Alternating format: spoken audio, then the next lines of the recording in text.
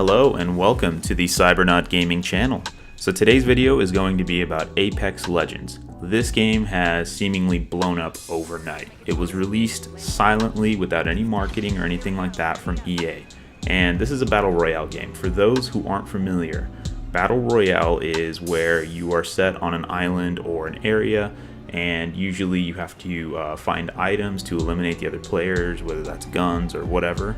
And usually the last person on the island is the winner. Now, this game is not the first one in the genre. So we all know that there's been Fortnite, PlayerUnknown's Battlegrounds. Those are two of the most popular, and I should say really the only battle royales that people actively play. I mean, I guess you could throw in the Black Ops one as well. But the other thing is that I think that this game really nailed what a battle royale should be. And I'll talk about how it distinguishes itself from, say, Fortnite or PUBG.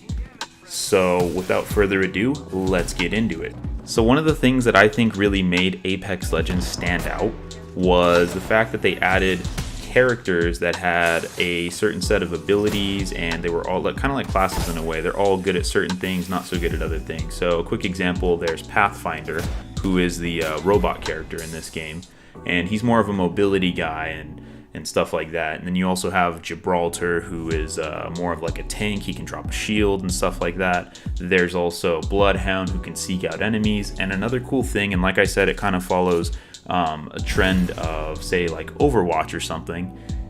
All these characters also have ultimate abilities. So Bloodhound, I believe, he can, like I said, he can sense enemies. That's prolonged with his ultimate, and I believe he gets a speed boost if I'm not mistaken. And you have Gibraltar, who, when he uses his ultimate, he calls in like an airstrike that does a pretty good amount of damage. Pathfinder, the robot guy, he has this sort of like zipline thing, and he can fire from where he's standing to pretty much anywhere. I believe there's a max range on it, but it can help you get across distances a lot easier. So the fact that you're no longer a sort of normal person in this battle royale, and this person that you play kind of ties in with your team, I think that's one of the things that really made Apex stand out as a battle royale game. So the second thing that I think really makes Apex stand out was the improved drop system, like dropping out of the plane. So let's say like in Fortnite, you have the bus, you drop out of the bus. PUBG, you drop out of the plane. Usually if you're with your friends or you're with randoms, there's always that one guy who's not paying attention, and there's always that one guy who's going to jump late. And I think that they solved this issue perfectly by designating someone as the jump master. So if you look at the screen right here, you can see that it says I'm the jump master here. And essentially what that means is I control the drop for all three of my characters. Now, if they don't agree with me, or let's say they want to split off and do their own thing, there's an option to, like that guy right there, there's an option to split out and do your own thing. There's also an option to relinquish control so that you don't necessarily have to be the jump master. And this solves the problem of AFK players, I mean, if they come back, of course. But it kind of ensures that all three of you drop together, and there's no I guess what I'm trying to say is it makes it harder for your team to get separated. And I think that that's a really good thing, and I think that's definitely improvement over the other Battle Royale games. So another thing I think that Apex really does to make itself stand out in the Battle Royale category is the fact that when you die in, say, Fortnite or PUBG, you feel like that's it. Like, you're not getting another chance. Everything that you've worked for as far as looting and the kills you have kind of meant nothing in a way.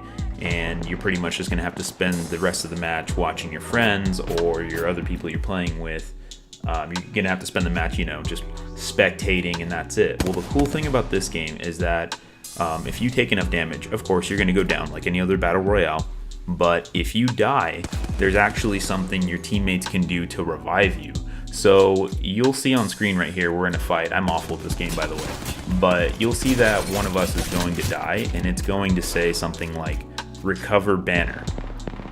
Now, what the recover banner thing does is if you walk up to their crate when they die, you can essentially grab that banner, which is like a little square thingy, and you can basically run all the way back to a beacon, and if you activate the beacon, an airship will come in and your friend will actually respawn. So in essence, you don't really have to say win every fight that you have and not die. Now it's more you can win the team fight pretty much, and pretty much that would guarantee that all three of you come back into the game. So that sense of, oh, all right, well, I guess I just got to spectate now, or oh, that's it, pretty much goes away. And that's something that pretty much every other Battle Royale doesn't have. Apex Legends also has one of the best communication systems that I think I've ever seen on a multiplayer video game. If you need to set a ping, like a waypoint, and say, okay, let's go here, all you got to do on PC at least is just click the middle mouse button. It's so simple. And if it's like, say, an enemy, all you got to do is hit double click actually on the same button, that middle button. And there's also thank yous. There's also ways to request and tell your teammates, hey, I need light ammo. Hey, I need heavy ammo. Hey, I need health. And it really nails the problem of, say, having teammates that don't have a mic, I guess you could say. I understand that, maybe there's going to be teammates that don't communicate what they need as well. You can make that same argument. But I think that the ease of access for all of this stuff is so important because, say, like PUBG, and I don't think Fortnite had something like this. I know for sure PUBG did it. I haven't played PUBG in a long time though. But the communication that you have with your teammates is just so seamless and so effortless, it feels like. And it makes the experience that much better. Apex also does a really good job with its gun physics. I believe that this game is using the Source engine, if I'm not mistaken, and I think it's the same engine that they used to make Titanfall 2.